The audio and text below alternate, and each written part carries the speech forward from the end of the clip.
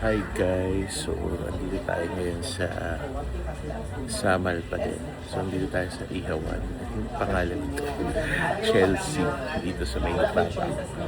So umorder tayo ng inihaw na pusit at inihaw na tuna. So tikman natin. Ayan. So try muna natin inihaw na pusit.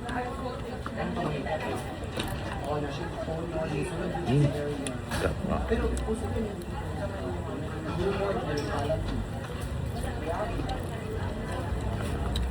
Try naman natin yung tuna.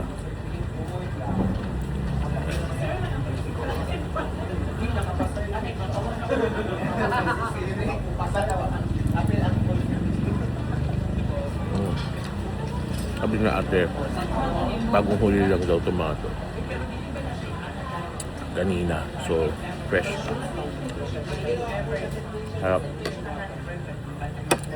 Pag nandito kayo sa Samal, tayo nyo dito. Chelsea's Ihaw-Ihaw.